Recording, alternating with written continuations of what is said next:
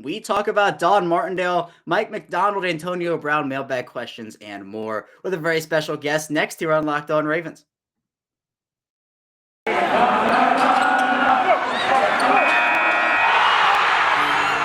are Locked On Ravens, your daily Baltimore Ravens podcast, part of the Locked On Podcast Network, your team every day.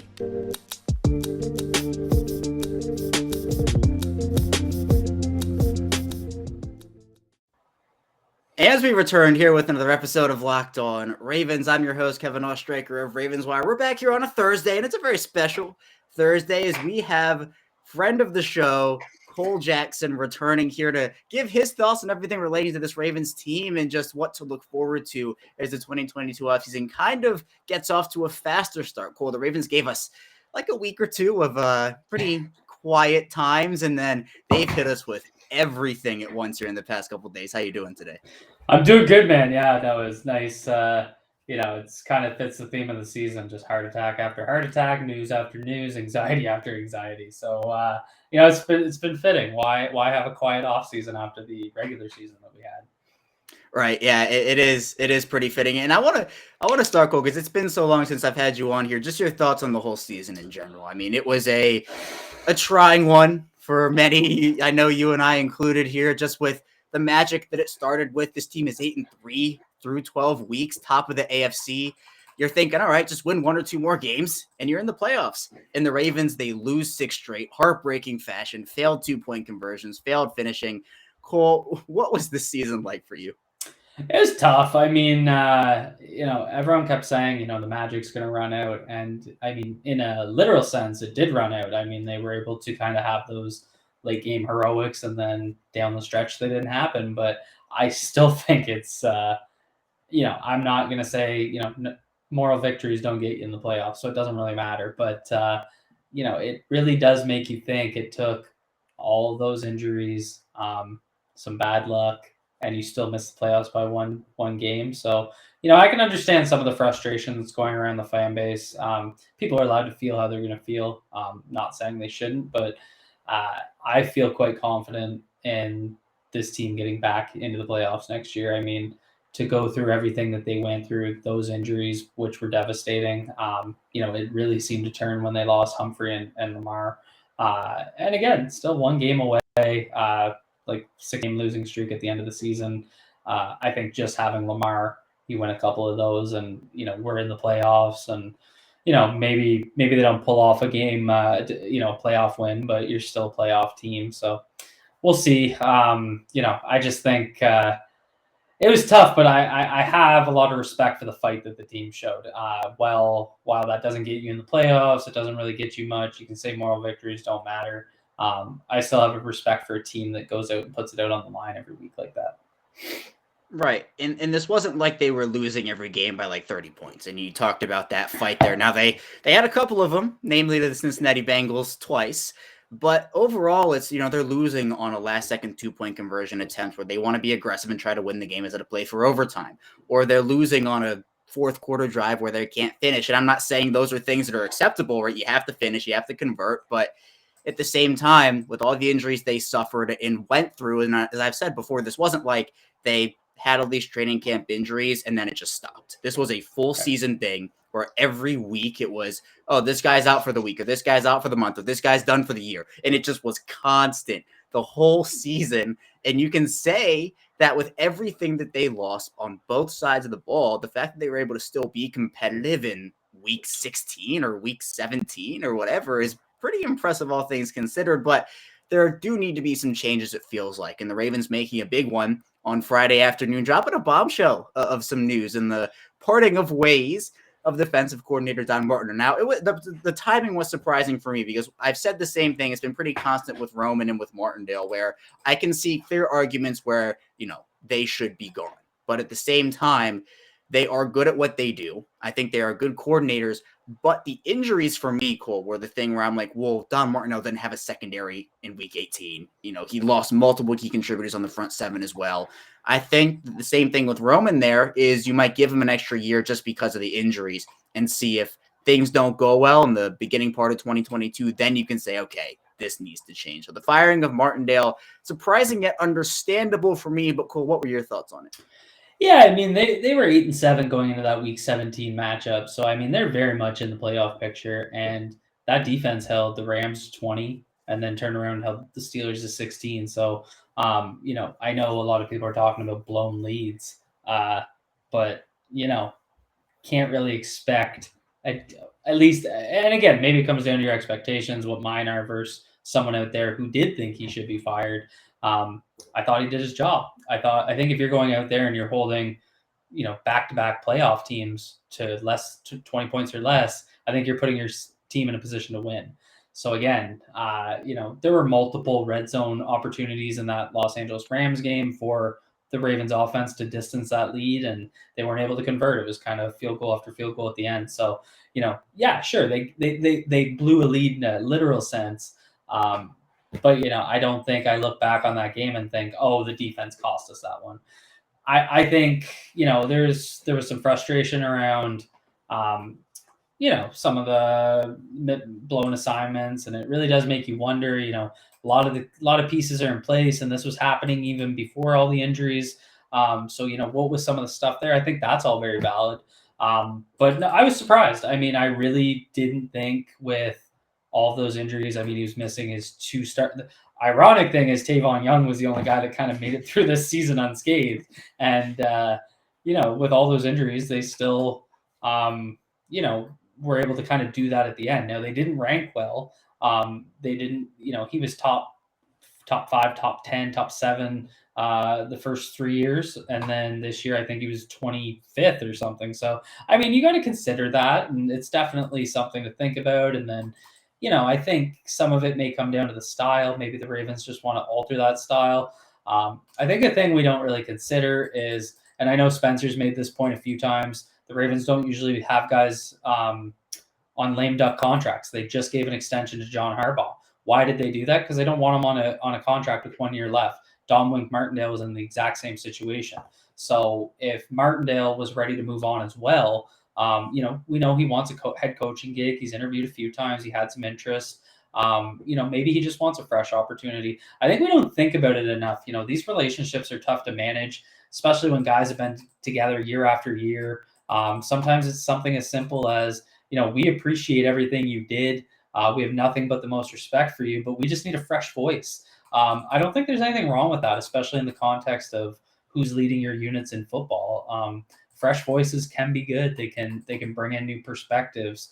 And I think it's interesting with the rumors with Mike Macdonald, very similar style. I mean, you can go listen to Aiden Hutchinson in multiple interviews.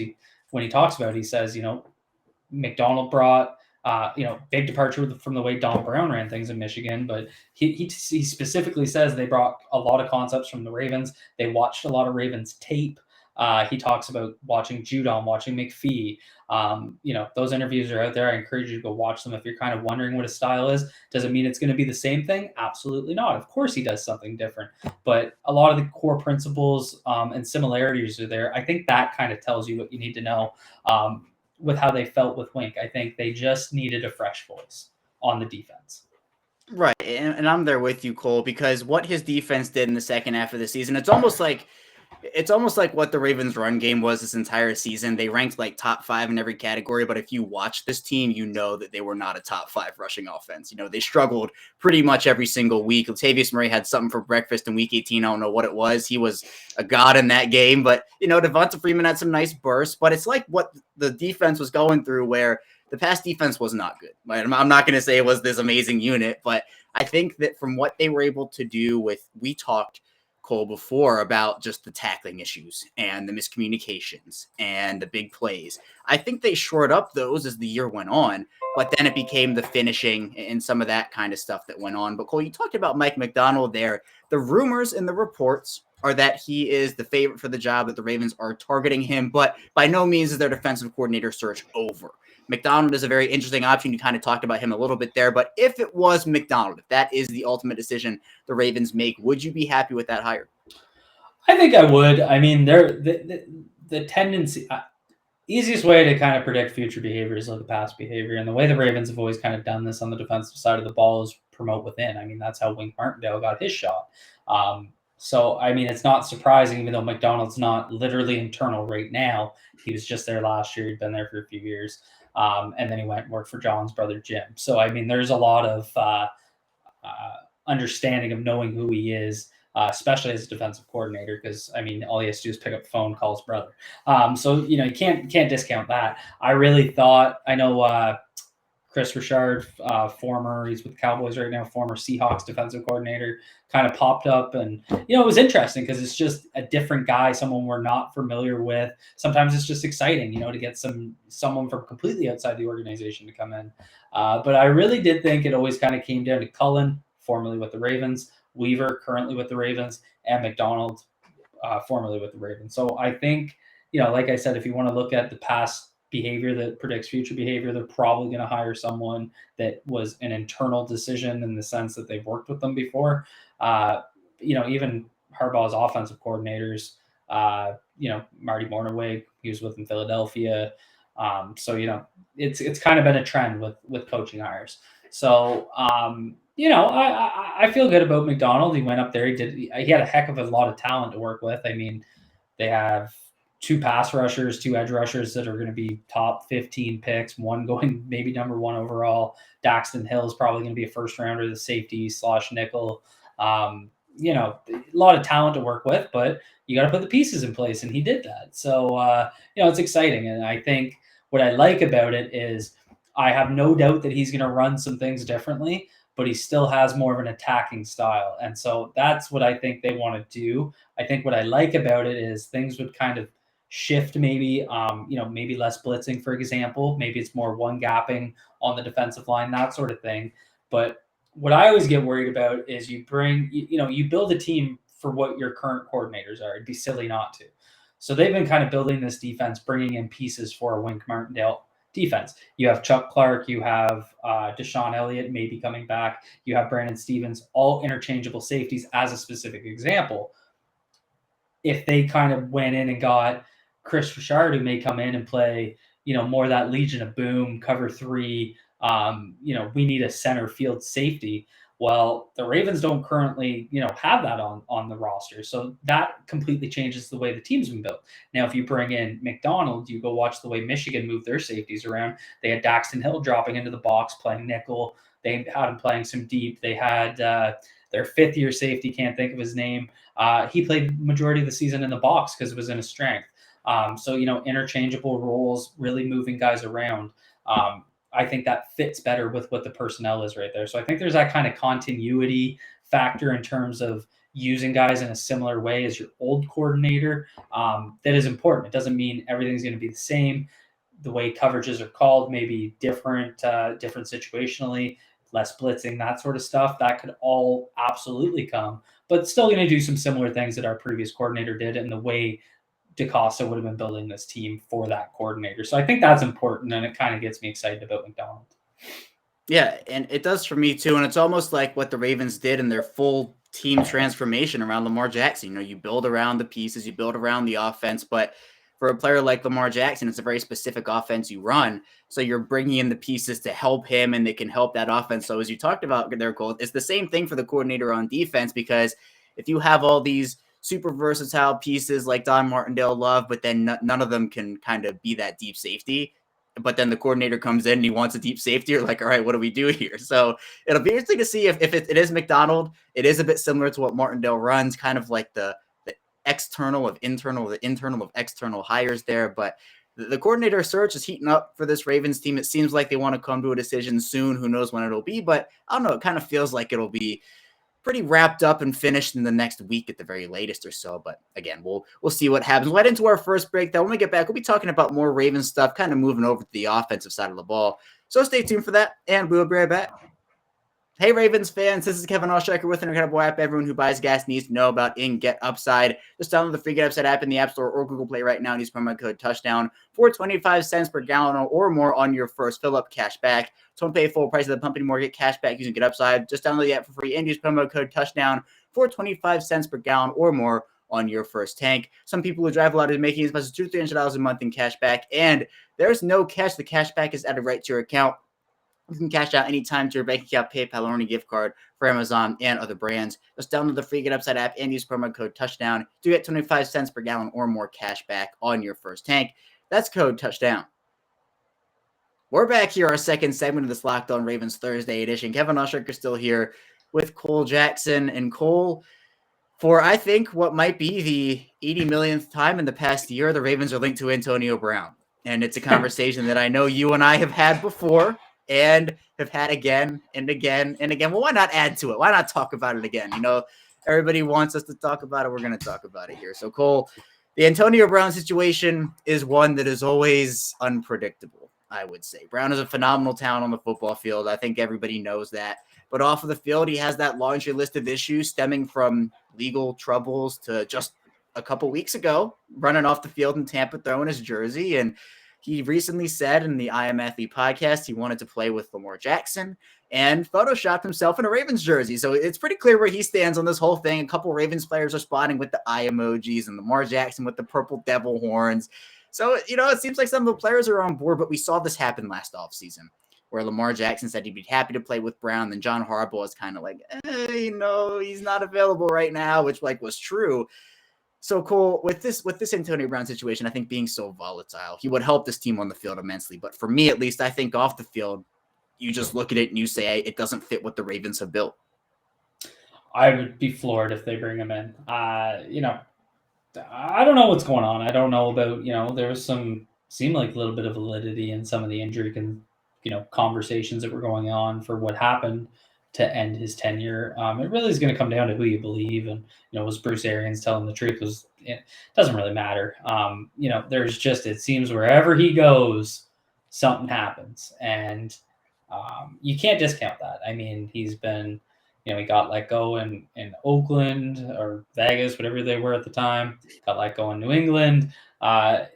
You know, the Bucks kept him around and then he left on them. So it's kind of been, and he obviously had a bad departure with the Steelers. So it doesn't strike me as the kind of guy that would be brought into here. Obviously having the connection through family relationships with Hollywood Brown is not something that you can ignore. I mean, it's a guy that's going to vouch for him and speak highly of him.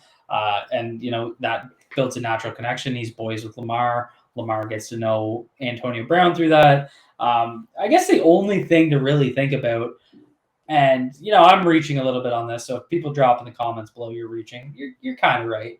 The only thing I could really think of why this could possibly happen in a million years, which I don't think it will, is Lamar Jackson was asked at the 2019 draft, who do you want for a wide receiver? And he said Hollywood Brown, and they went out and got him.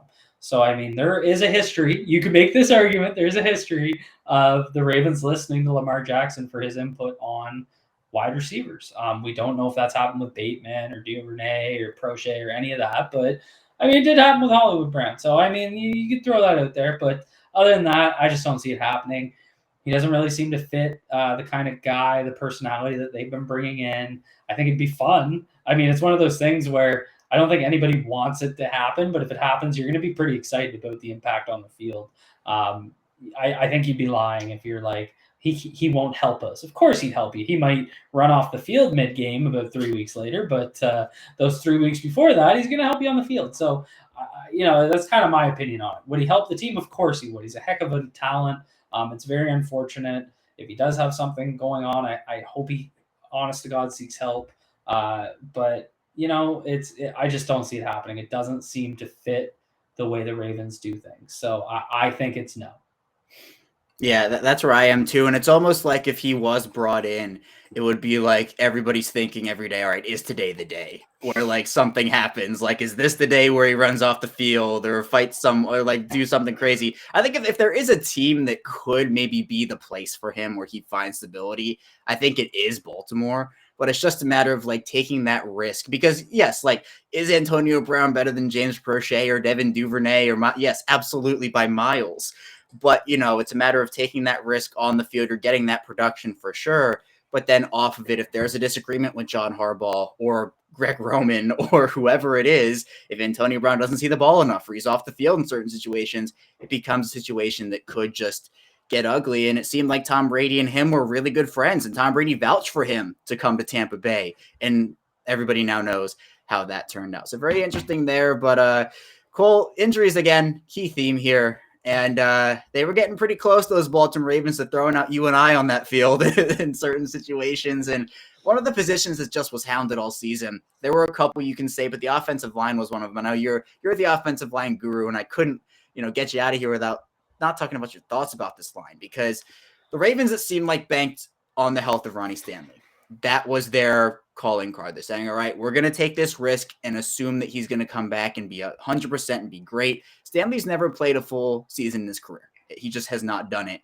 That did not change in 2021. He played the first game, just did not look like himself, and was done for the year. They move Alejandro Villanueva back over to the left side, and to assess him, I always say consistently inconsistent. It was just not a wonderful year from him. They're rotating guys in at left guard, from Ben Powers to Tyree Phillips to Ben Cleveland.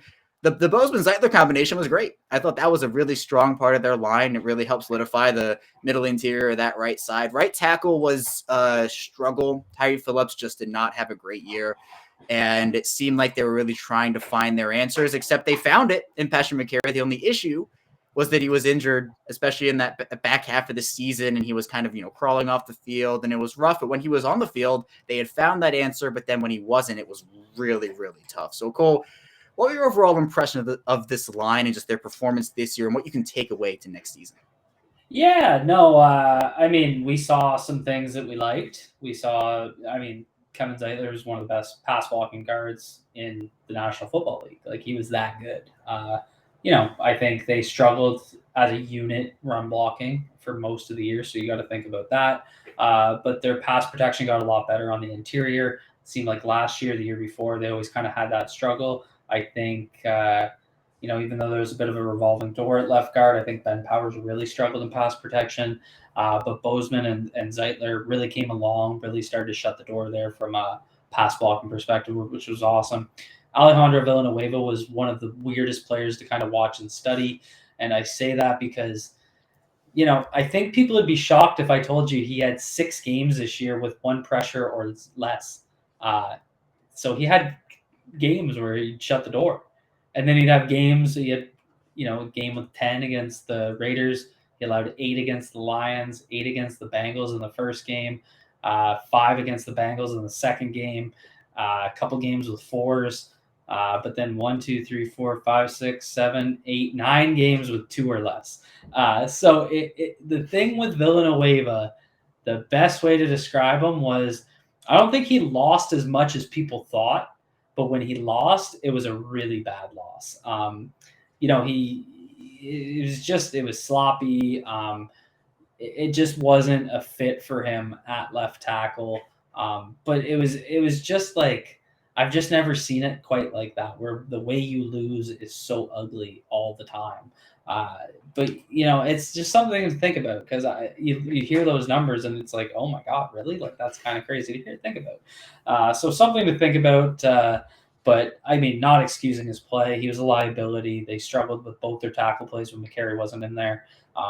McCary was obviously the bright spot of not the bright spot, but I think Zeitler was their best offensive lineman, but was a bright spot in terms of probably didn't see that coming from him. I know there was talk right before after that Vegas game, they were like, well, let's put Ben Cleveland at right tackle because Patrick McCary's arms aren't long enough. I think if Patrick McCary hasn't made you rethink how to assess a player and the length required to play a position, you can call him an outlier all you want, or you can look at his skill set and see that the skill set of a player determines where they're going to play on the line. Coaches don't line up guys on practice, measure their arms, and then tell them to stand in the guard and the tackle line. That's just not how it works. So I think it was great to see that. I think it's very clear McCary's best position in the National Football League is going to be at tackle. I know a lot of people are talking about, if Bozeman prices himself out of Baltimore and isn't brought back, maybe that's the play, is put McCary back at center. McCary didn't have the functional strength to move some of those bigger 1-techs and 0-techs. I think that's a bad idea. I think McCary's good because he's a very technical player. He's got very good foot speed. He jumps the snap really well. And he's going to do all that out of tackle on an island. So I think he's So the question is, where do you put McCarron? What's his spot? I think they paid him because they want to get some insurance with all the injuries and the fluid history with Stanley, because who knows if he's going to be back next year. He should, but we thought that this year too, and it didn't quite work out. So you got to kind of over-prepare it for tackle. So that's the theme of my offseason. They got to find a center, whether it's Bozeman, maybe they go with a Matt Paradise, who's a free agent out of Carolina. I don't think Ben Jones or Brian Allen is an answer because they're more zone blocking scheme guys. Maybe they pay way up and they go get Ryan Jensen, pay him top 3 center money, bring him home. Possibility. Or maybe they just bring back Bozeman. I saw PFF Brad Spielman predicted that Ben Jones could get a contract of like, I think the AAV was 6.67 million, and he has Ben Jones ranked above Bozeman. Maybe Bozeman's not going to get as much money as we think he is. I really don't know. It's kind of a top-heavy center market. There's a few guys ahead of Bozeman. So maybe that happening, those guys get paid, and Bozeman kind of has to take a lesser deal. I honestly don't know. But the beauty is we'll find out before the draft. We'll kind of know what we're dealing with. But would I want to be going into the season with Tristan Colon versus Patrick McCarry for the starting center job? No. So if they don't do that, then you got to turn to the draft, and it's like, what do we do? I just did a film room on Tyler Linderbaum. Linderbaum is a fantastic prospect, but he projects a lot more in his own scheme, and you can go look at my analysis and breakdown of why I think that. So are we going to draft a center at 14 that isn't a perfect scheme fit? I think that's a huge risk. I do think he'll come in and shore up your pass protection. He's a very good pass protector, but as a run blocker, being asked to run in a gap offense, I'm not sure that's a good fit. So I have concerns there. Then it kind of gets empty quick. You're going to see Jamari Salyer out of Georgia, who was their left tackle this year. He's actually going to be repping at center in the Senior Bowl. Someone to keep an eye on. He could be a center prospect in rounds 2 and 3. You have Brock Hoffman as a mid-round guy. I know Spencer loves him too. Out of Virginia Tech, he's nasty. Kind of reminds me of Jensen. Needs to do some things athletically that Jensen did to get better in that area. So maybe that's an option, and you go Jensen or Hoffman versus Cologne, and you kind of let them battle. So center is going to be probably the biggest thing to keep an eye on, because if they don't sign one in free agency, it just increases the needs list of what you need to do in the draft. And I think it's clear they need to draft a tackle. I think they need to draft a tackle in the top 64.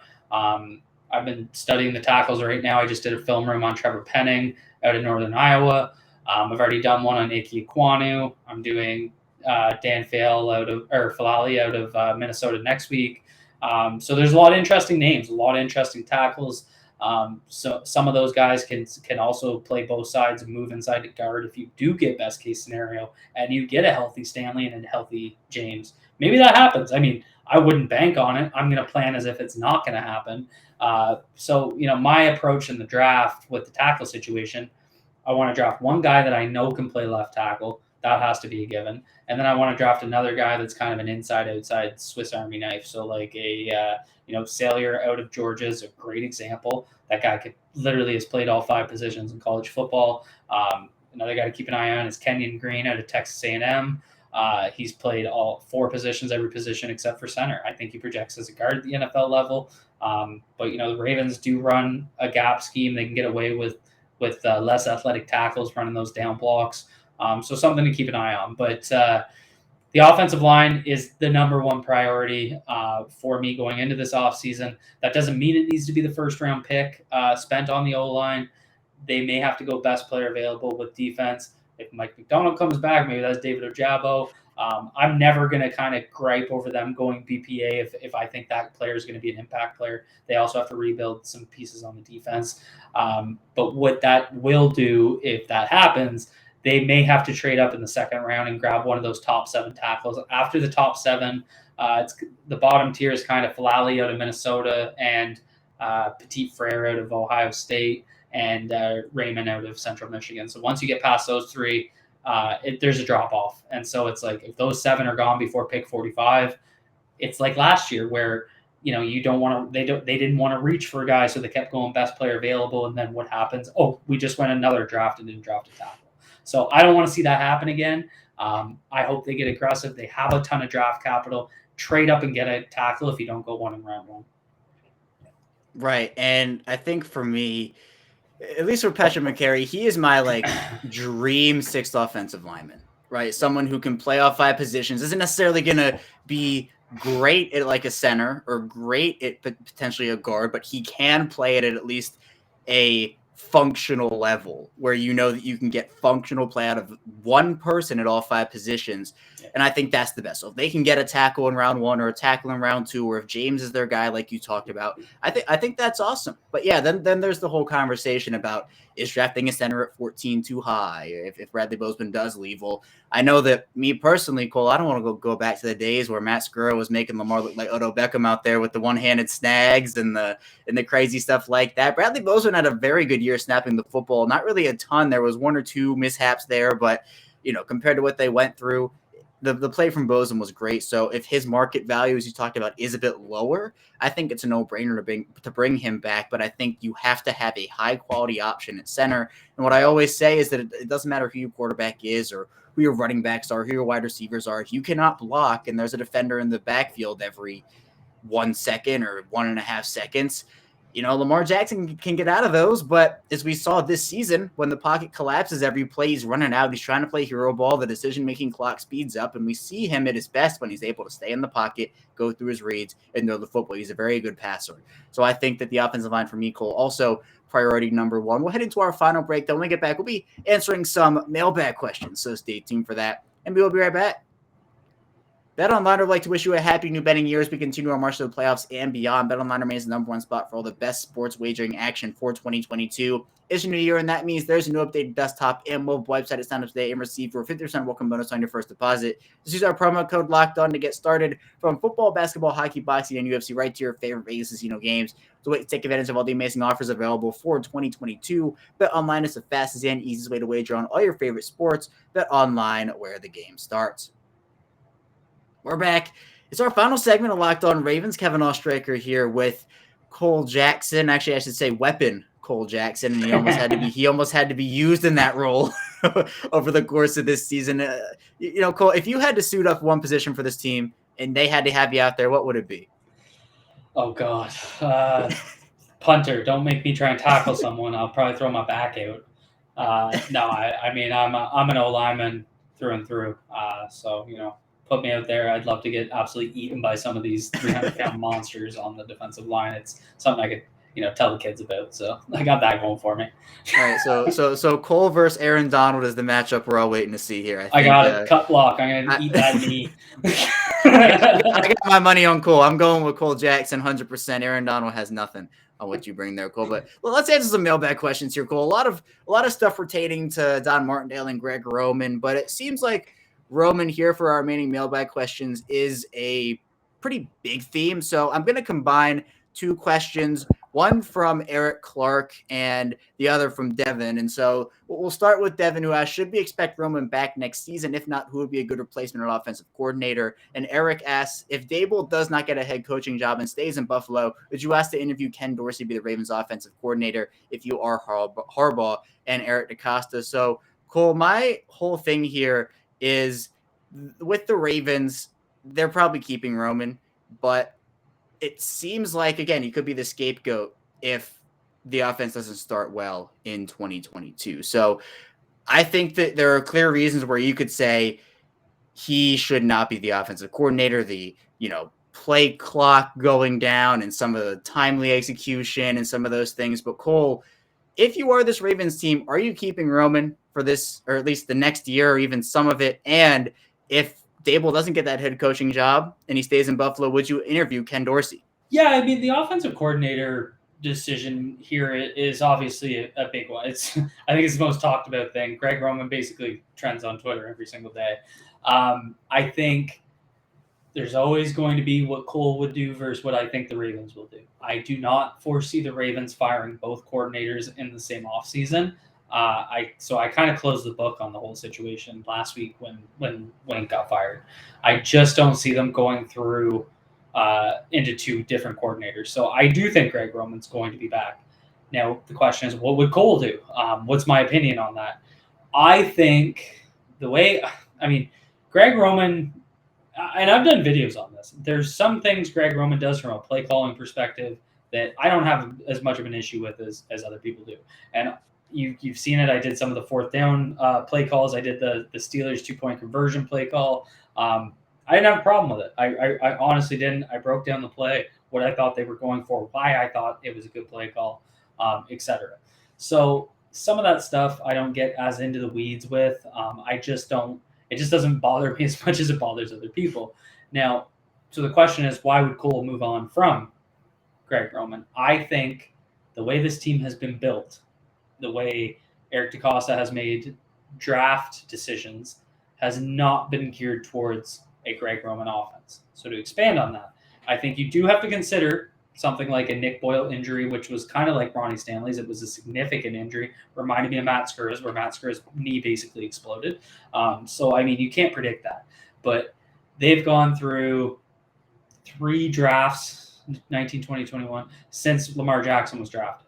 And I think they knew what they were going to do on offense. And it seemed to be the approach was, let's take a bunch of shots at wide receivers, a position that the Ravens have struggled to develop, and actually have a wide receiver core through their whole history. And so DeCosta wanted to change that. So he said it himself. We're going to take more shots at the wide receiver position. They draft 6 guys in 3 drafts, 3 double dips all the way in a row, hitting more often than they have in the past. Basically, the only guy they missed on was Boykin. I think we all know Prochet and Duvernay are good relative to their draft position. Hollywood's still a 1,000-yard receiver. They got Mark Andrews. They have the weapons in place. What they have not done is build an offensive line. They talk about it every offseason. They're like, we're going to build a bully. And then they go out and they draft guards in the 4th round. And there's just no investment at the offensive line position. Now, one thing you have to factor in, and I did tweet about this actually today, was who foresaw Stanley having a dislocated knee and Orlando Brown Jr. deciding he wanted to be a left tackle. So, there is some of that to consider. 2019, they had one of the best lines in the league. That's because they had a top 3 offensive tackle tandem and Marshall Yonda. That's 3 positions that are probably top 5 to 6 at their position in the NFL. You're going to have success with that in place. 2020 happens. Stanley goes down 4 days after he signs his extension, because of course he does. And then Brown Jr. wants out. And so what they struggled to do was put depth in place. Same thing with the tight end position. They didn't have someone to fill Boyle's role. Tomlinson keeps getting a lot of credit. And I don't want to sit here and be harsh on Tomlinson, but basically the plan was, Tomlinson's going to be our blocking tight end. He couldn't even do most of the things they asked Boyle to do. They'd have to get Ricard to do it. He did a lot of the moving stuff. He did a lot of the Boyle aligned as a fullback, like on 113 snaps or something like that in 2019. So it wasn't just an inline blocking role. He was constantly in motion, split out, moving in. Now they're asking Ricard to do it because Tomlinson wasn't capable of doing it. I don't know how you can say that's an 80-20 move. Let's cut Boyle and get Tomlinson to do it when I also have to ask my less athletic fullback to do that as well. So it's like some of that kind of factors in. So they didn't kind of backfill that fullback position. They didn't go out and replace Hayden Hurst with an H-back type skill set. There were a couple guys in that draft that could have done it. Josiah DeGuerra is a guy in Green Bay I thought they might look at. They kind of went that route with Ben Mason, but that obviously didn't work out. So, there's just they don't seem to be building a team that's going to go out there and run 12, 22, 21 personnel. You finally have a receiver core to put 3 receivers on the field consistently, and we're barely in 11 personnel. I think we ran the 3rd fewest 11 personnel in the league this year. So, it doesn't seem to be that they're building a team that fits Greg Roman's offense. So that's kind of how I see it. And I mean, you can look around. This isn't just a Greg Roman thing. It'd be like the Vikings doing this. The Vikings run a lot of 2 tight end sets. They have 2 very good wide receivers in Thielen and Jefferson. Are they going to keep going in and throwing picks at wide receivers? Probably not, because their offensive coordinator wouldn't be putting those guys on the field. That's kind of what I mean. The team building doesn't seem to match Greg Roman's offense. Right, and it's exactly what you were talking about with Don Martindale, where it's you build the personnel around the coordinator. But in this situation, the Ravens right now, not factoring in Sammy Watkins or, you can factor in Miles Boykin if you want, but they have those 6 wide receivers you talked about who each, I think, are deserving of snaps, whether it's at the very minimum special teams like a Miles Boykin type player who hasn't shown that off-field chemistry with Lamar Jackson on offense. But then you have Prochet, who's inactive when he should be getting snaps, and Duvernay, who's, really turned it on, and then Brown and Bateman and all these other guys. So I think that the way that this offense is being built, people have complained about like Patrick Ricard on the field a ton. And like with Boyle going down and with Stanley going down, is the offensive line not, Patrick Ricard is an amazing fullback, but he's not going to single-handedly solve the rushing offense by himself when you just don't have your guys. He is a great compliment to all these guys, but I think the Ravens, they were forced into throwing more in 2021 because they just did not have the personnel to play that bully ball run offense where you can move guys off the line and get 50-yard runs all the time. They just couldn't do it. So the whole Roman thing is an interesting situation to me, and Positive Vibes has been the Fire Roman leader here. Positive Vibes 0611. At least all the questions that he puts in here are about Greg Roman. And so Cole, he has a couple comments. He says, 1, keeping Greg Roman is tanking for Bieniemy, and 2, should Harbaugh hitch his wagon to Greg Roman for one more year? When it fails and Eric Bieniemy still hasn't been hired as a head coach of a contender, then we hand Lamar and everything over to Bieniemy and pay him whatever he wants. So Cole, Eric Bieniemy has been a hot topic of discussion over in Baltimore for a couple off seasons now. Now there's the whole controversy of it's Reed's offense, not Bieniemy's, and how successful is Bieniemy going to be as a head coach? I think he can be successful for sure, but the whole notion of Greg Roman being this absolute failure of an offensive coordinator, I don't think that's true. I think he is good at what he does. He just has very obvious flaws that I think could be detrimental, and we've seen be detrimental before. Yeah, I mean, they've already kind of borrowed from Reed's coaching tree, and I mean Harbaugh comes from Reed's coaching tree. James Urban came from that coaching tree, who's quarterback's coach. I personally think he's next in line as an offensive coordinator if they do move on from Roman, especially in season. I think the wheel would probably be handed to Urban. I know a lot of people are talking about T and Keith Williams. I don't think that's the route they'll go. I think it'd be Urban as the next guy in line. And to be fair, like Urban's worked with Lamar his whole career. He knows Lamar really well. He's been his on staff quarterback coach. So something to think about there. The question is, I think the broader question we have to think about is if the Ravens have another bad year on offense, and it's not because of injuries, because I do think that was a very contributing factor. What happens with Harbaugh? Are they going to say fire Roman or we fire you? I don't think the Ravens have ever really operated that way. There have been a lot of discussions about who forced what moves in the past. And, there was the whole Cam Cameron situation. And when they finally got rid of him and got in Caldwell, they moved Bolden into the slot and things started going well in that Air Coryell system. There's definitely been some questionable moves. But I guess I'm just not quite there with Roman the way other people are. So that kind of plays into this as well. I don't think they're going to be looking to fire John Harbaugh. I think it would have to be a very, very hard ultimatum. The Ravens don't seem to operate that way. I know that's not going to make people happy. That just seems to be the reality of the situation. Would I fire Harbaugh to bring in Bieniemy? I don't know. That's a tough sell on me. I'm a Harbaugh guy. I think he does a good job. I think he's a good head coach. I think he absolutely has a notable flaw where he's going to live and die by his coordinators because that's his coaching style. He's going to, focus on the players, getting them ready, and then he's going to, he's going to leave a lot of autonomy to his coordinators, and I think we've seen that through every coordinator that's stepped foot in Baltimore. If you guys want to call that a flaw, there's also strengths to that. There's no micromanaging. Guys can come in here and implement their vision. But it does put pressure on hiring guys. We've been through a lot of offensive coordinators, it feels like. There was Trestman. That was a debacle. They finally had some success with Kubiak. He leaves after 1 year because he gets a head coaching gig. That really sucked. So they've gone through quite a bit. Mornaway, they turn it over to Roman, and now Roman is kind of questionable. So there's some obvious things that I question with Roman. It's less so on the play calling. I want to make it clear, I do have an issue with some of their play tempo stuff. I think this weird situation where they don't go into any sort of hurry up to get Lamar in a rhythm. I think they've struggled. One thing I will say on play calling, they have a lot of success with RPOs.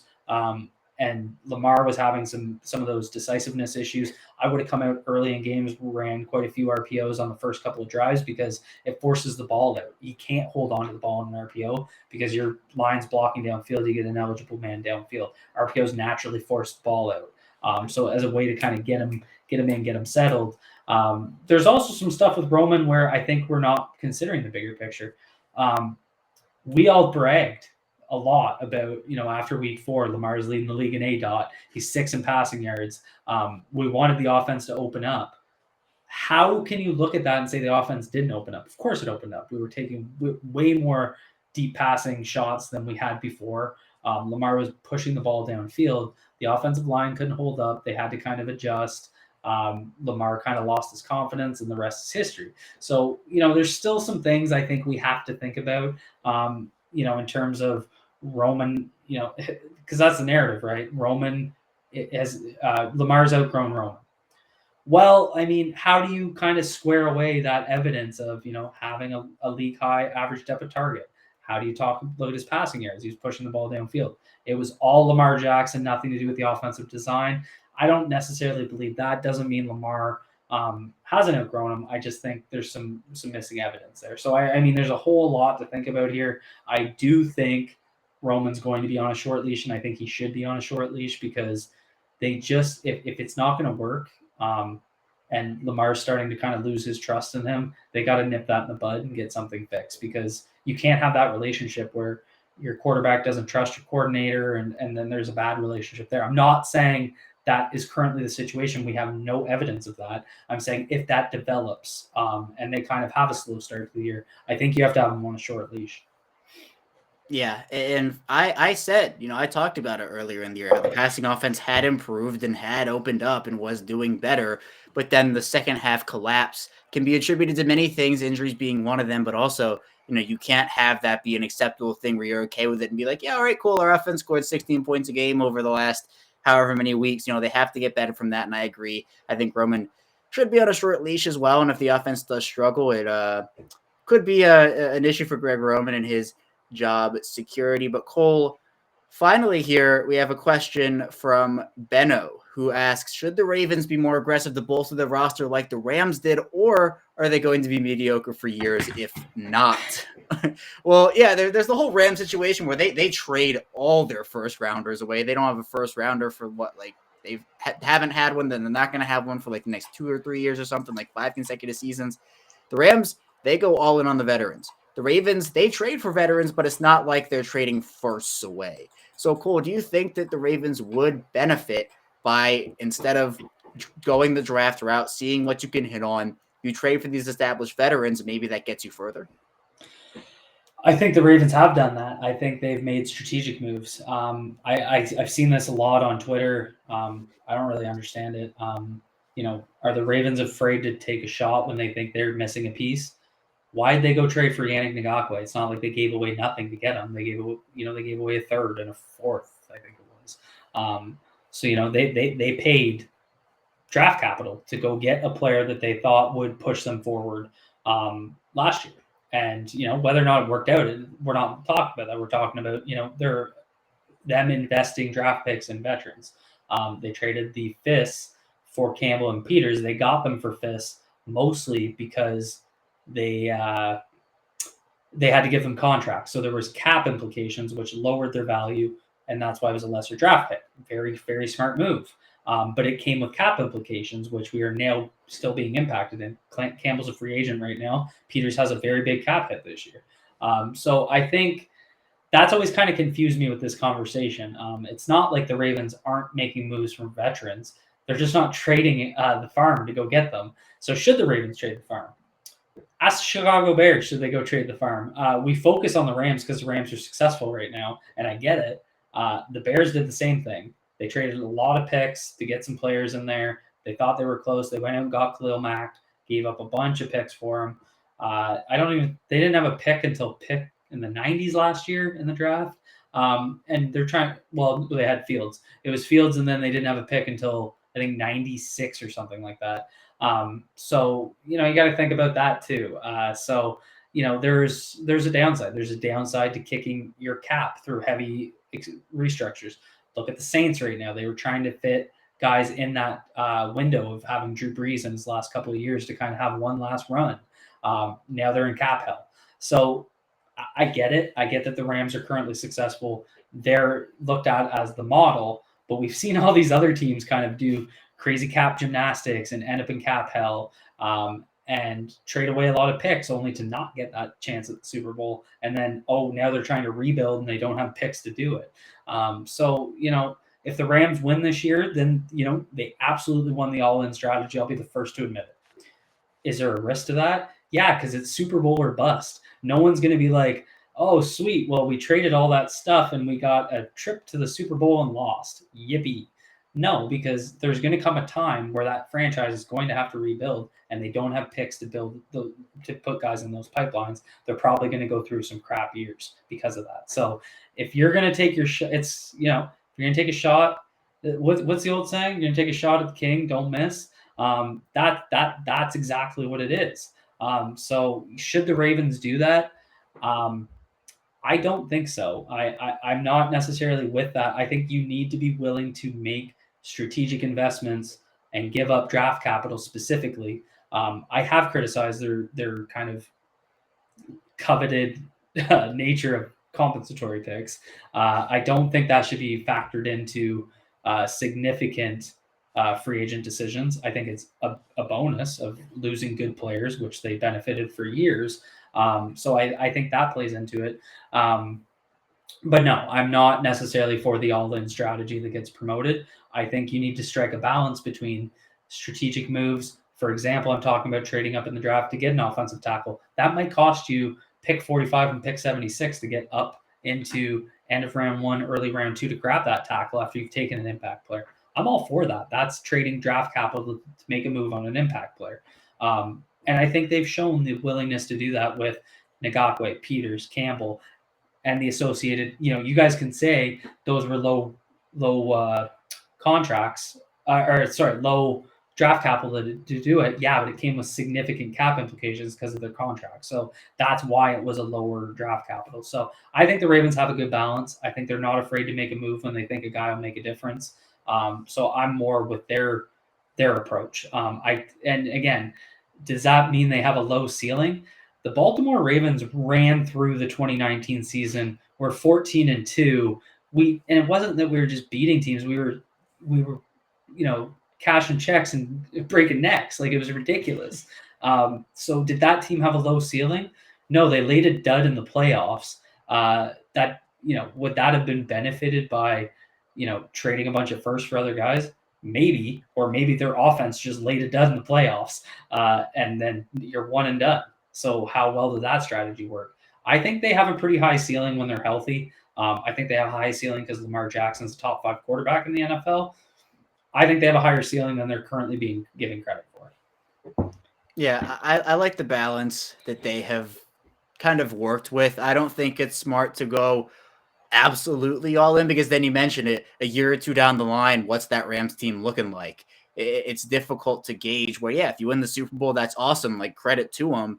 But at the same time, the playoffs are so unpredictable. The Super Bowl is so unpredictable. Injuries can happen. All the stuff the Ravens went through, it can happen to a team full of veterans who maybe have a couple more 100,000 miles on their tires. So you're looking at that. I think the Ravens should be aggressive in looking for moves, but not too aggressive to the point where they're mortgaging their entire future, especially for such a young offense where they have pieces. They need to find pieces that fit their timeline. And I think for me, trading for 8 33-year-olds on offense or 8 33-year-olds on defense doesn't fit the 25-year-old Lamar Jackson or the 22-year-old Rashad Bateman timeline that I think they're on right now. So it's all that balancing act. And I think they do it relatively well. Not that there aren't things that they could do differently or improve on or whatnot, but I think they have a pretty good grasp on it for now. But Cole, that's all I have for you today. Thank you so much. Hopping back on here in the chair, joining me on this show. Tell people where they can find your work and what you're up to as the draft season starts to really hit full swing here. Absolutely. So I'm every day on Twitter at Cole Jackson FB, and then Two Guys Watching Football YouTube channel has ramped up the draft work. So I'm doing pretty much every Tuesday and Thursday. I do a live watch where you guys can jump on YouTube, jump in the comments, ask questions, make comments yourself. I always show them on the screen. So I'm watching draft prospects. We do about an hour every Tuesday and Thursday on one guy and really deep dive into their I'm putting the all-22 film right out there, so it kind of gives you guys access. You guys can watch them yourselves, make your own decisions on what you see, and I just provide my commentary. It's very, very loose. I usually have a guest on, so nice, fun environment. So two guys watching football over on YouTube. So yeah, and thanks so much for having me on, man. I miss doing this every week, so and I hope you're doing well, buddy.